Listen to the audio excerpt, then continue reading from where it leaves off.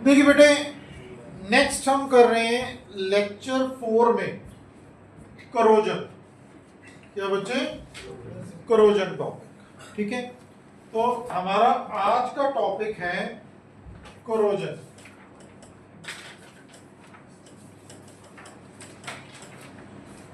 Corrosion क्या होता है? Deterioration of any element due to atmospheric conditions. Deterioration of any element due to atmospheric conditions is known as corrosion. Easy है? Easy है बेटा? बस अब आयरन के केस में corrosion को रस्टिंग कहा जाता है। क्या कहा जाता है बच्चे? रस्टिंग। ठीक है, अब किन फैक्टर्स पे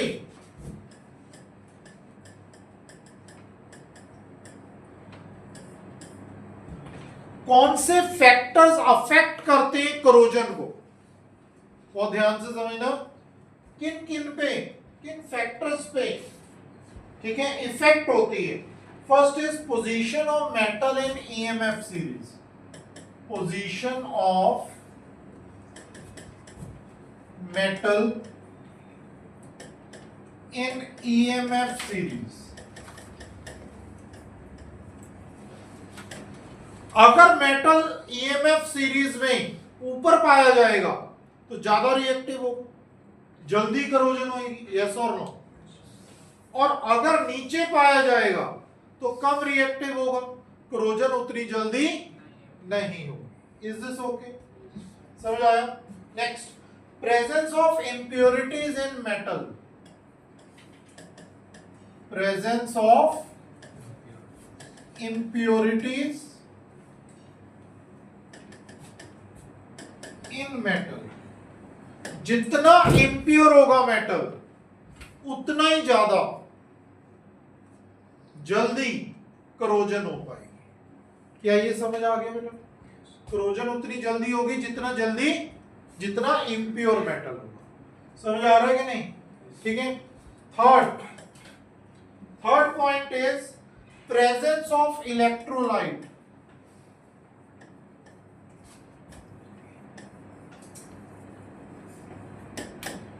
इलेक्ट्रोलाइट का मतलब जो आयंस में जल्दी बने। ठीक है, जितने आयनिक फॉर्म में इलेक्ट्रोलाइट्स प्रेजेंट होंगे उतनी करोजन में हेल्प मिलेगी, और यू कैन से करोजन उतनी जल्दी हो पाएगी। ठीक है, next one presence of carbon dioxide and water. Presence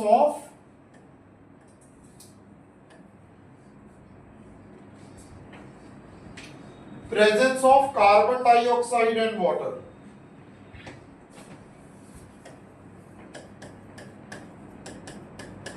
ठीक है बेटा, कार्बन डाइऑक्साइड और वाटर काफी हेल्प करते हैं करोजन होने में।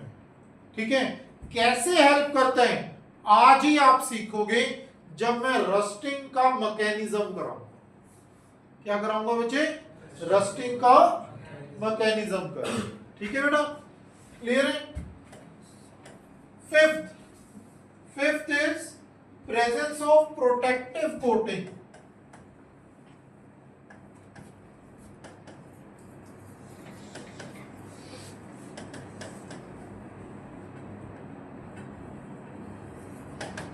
ठीक है, प्रोटेक्टिव कोटिंग की प्रेजेंस से भी, ठीक है, कहीं ना कहीं वो एलिमेंट तो प्रोटेक्ट हो जाते हैं, लेकिन जिससे कोटिंग की जा रही है वो एलिमेंट करोड़ जल्दी हो जाता। समझ आया? ठीक है, तो ये भी हम डिस्कस करेंगे आज। ठीक है, तो ये आपको मैंने 5 फैक्टर्स बताए। ठीक है, किसके? करोजन।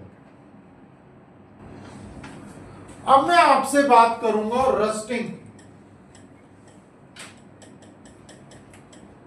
जैसे मैंने बताया आयरन जब करोड होगा उसे बच्चे रस्टिंग कहा जाता है।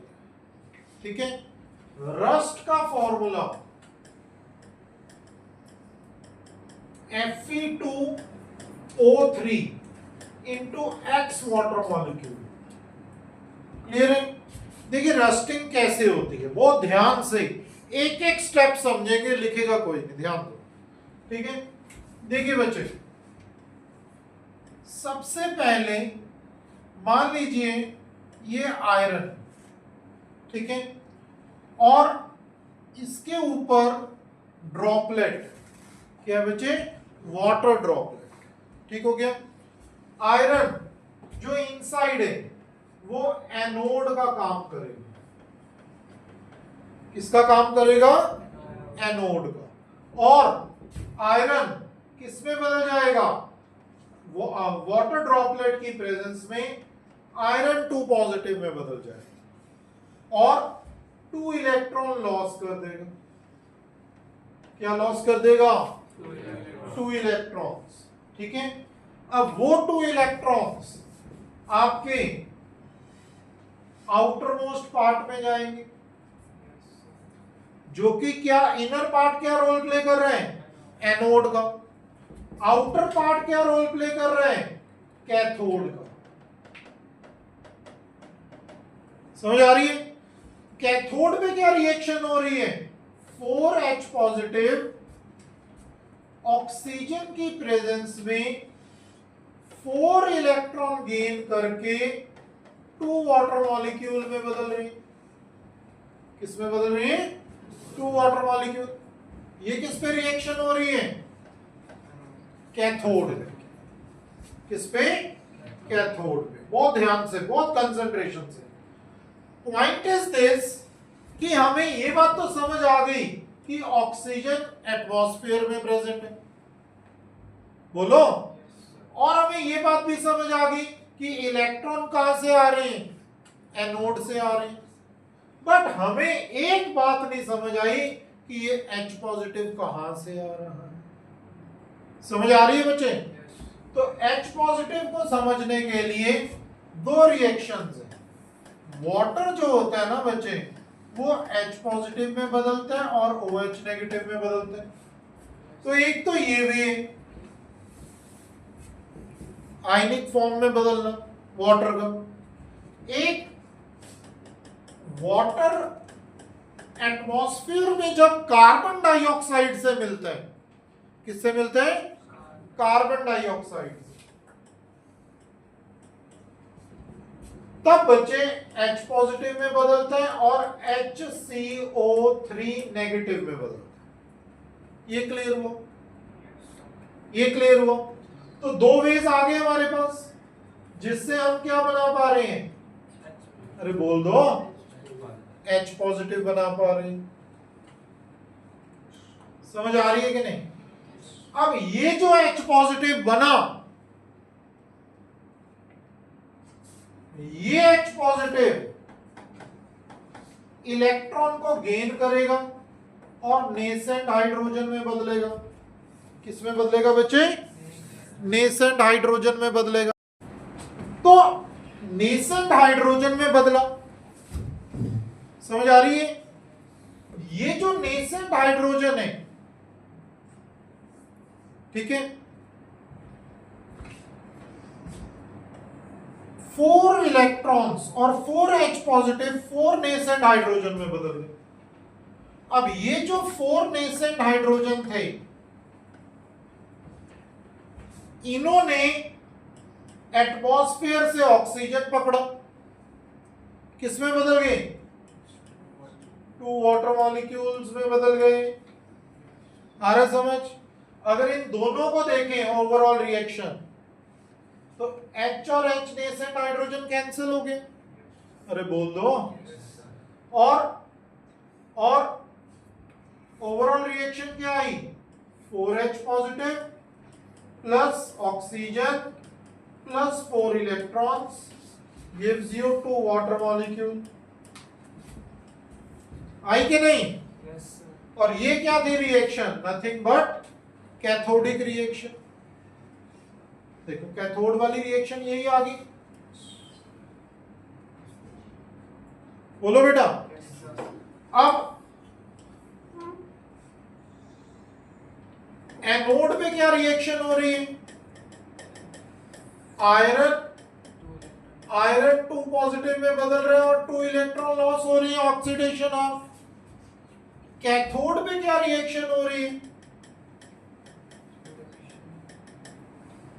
4H positive oxygen 4 electron gives you 2 water molecule. Overall reaction क्या हो रही है? अगर हम देखें तो 2 से मल्टीप्लाई करना पड़ेगा, तभी 4 इलेक्ट्रॉन बनेंगे। कैंसल हो गए, क्या बना? 2Fe 4H positive oxygen 2Fe2 positive 2 water molecules. ये आ गया, बोलो बेटा। अब ये जो Fe2 पॉजिटिव आया, अब आपको पता है रस्टिंग क्या है? स्लो प्रोसेस है। दोबारा से सारी रिएक्शंस होंगी, तो आयरन 2 पॉजिटिव 2 और बन जाएंगे। तो 2 पहले बने, 2 और बने, तो कितने मॉलिक्यूल्स हो, कितने आयंस हो गए? 4। कुछ समझ आ रहा है कि नहीं? स्लो प्रोसेस है ना, दोबारा हुई, 2 की जगह 4 बन गई। ऑक्सीजन एटमॉस्फेयर में प्रेजेंट होता ही है और वाटर भी प्रेजेंट होता है।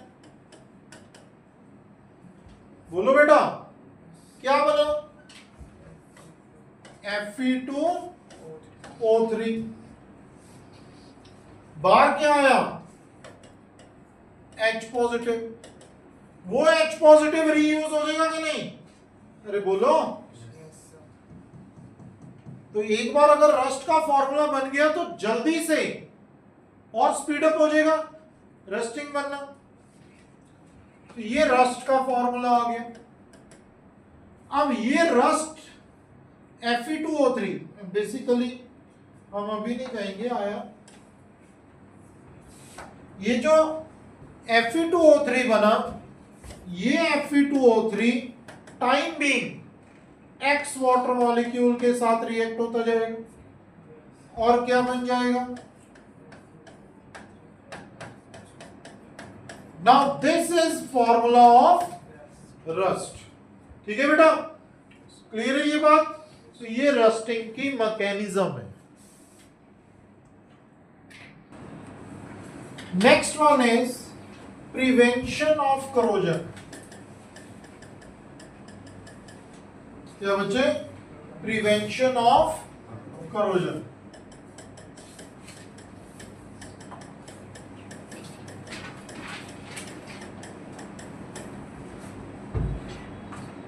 देखो, फर्स्ट इज बैरियर प्रोटेक्शन।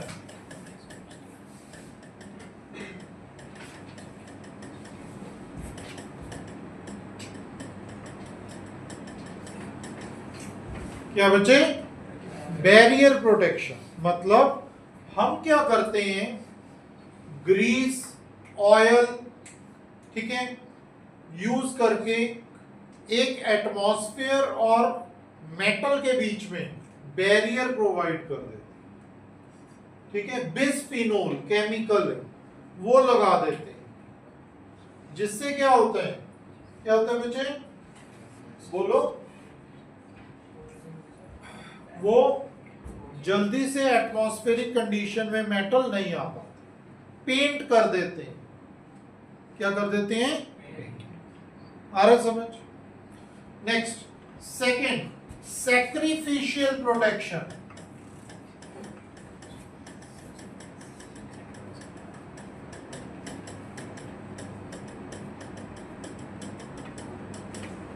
क्या बच्चे? Sacrificial protection. इसमें क्या करते हैं, इसमें जो मेटल हमें प्रोटेक्ट करना है उसके ऊपर एक और मेटल की लेयर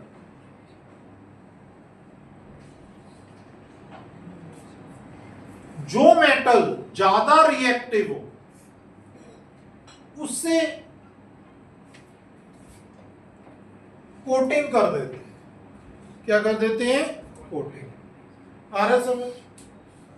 अरे ये बताओ, ज्यादा रिएक्टिव एलिमेंट के साथ ही क्यों करते हैं कोटिंग, कम रिएक्टिव एलिमेंट के साथ क्यों नहीं करते? बोलो।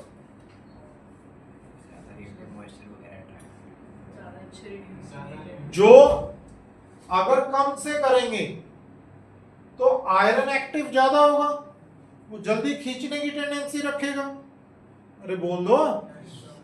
अगर कहीं लड़ने जाना है तो अपने से ज्यादा एक्टिव पर्सन को अपने आगे रखोगे नहीं, बॉडीगार्ड, ताकि वो पहले लड़े।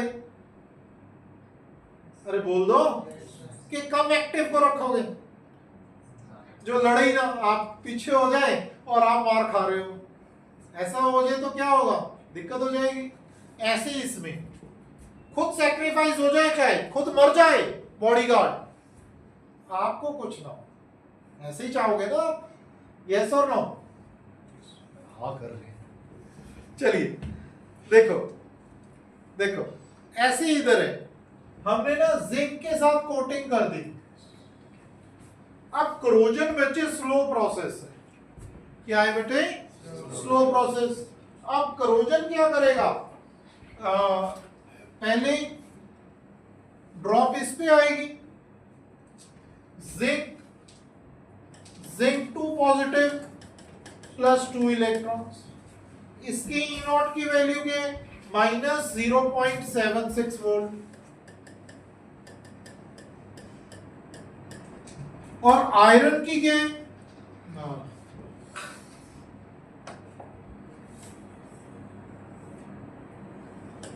रिडक्शन आप लिखने हैं ना,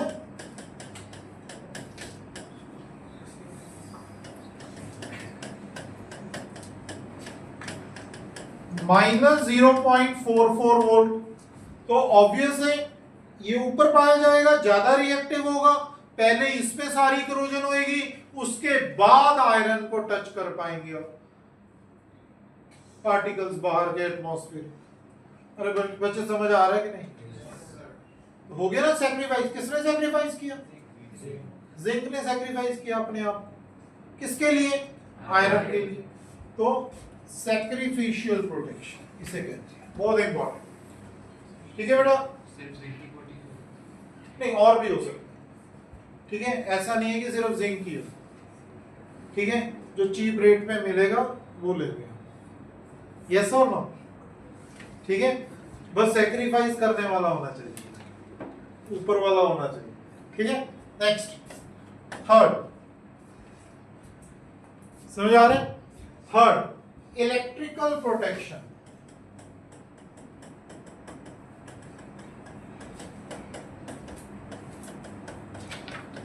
इसमें एक चीज और भी है ना, बहुत ज्यादा भी रिएक्टिव नहीं ले सकते, क्योंकि वो तो बहुत जल्दी करोड़ हो जाएगा। अरे बोलो, समझ आ रहे हैं? ठीक है, अब देख इलेक्ट्रिकल प्रोटेक्शन क्या होता है बच्चे? अंडरग्राउंड पाइपलाइनिंग होती है।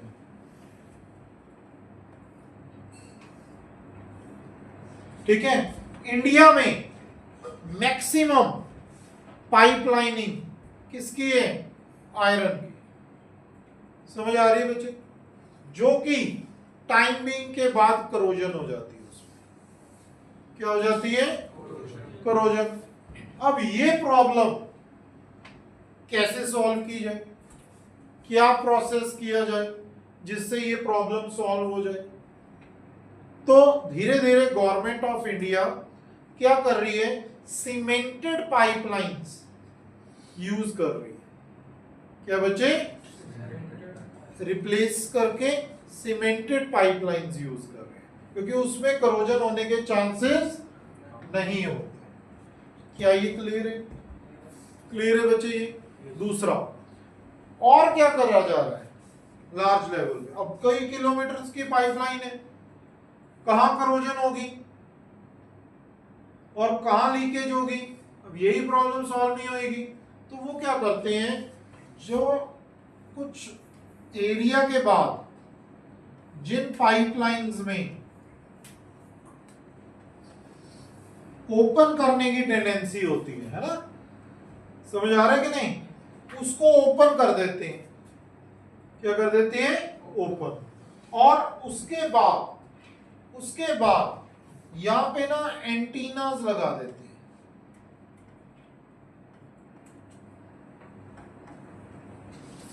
समझ आई? ये एंटीनास क्या होते हैं, बहुत ज्यादा रिएक्टिव एलिमेंट के होते हैं, बहुत ज्यादा रिएक्टिव एलिमेंट के होते हैं। ये क्या करते हैं, नियर बाय की करोजन भी अपने पे ले लेते हैं। अरे समझ आ रहा है कि नहीं, अपने पे ले लेंगे क्योंकि बहुत ज्यादा रिएक्टिव है। लाइक मैग्नीशियम,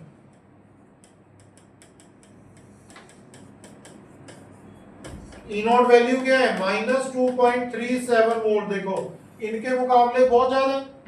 अरे बोल दो, ये क्या करेगा, आसपास की करोजन को भी, बहुत ज्यादा दूर की करोजन को भी अपनी तरफ खींच ले।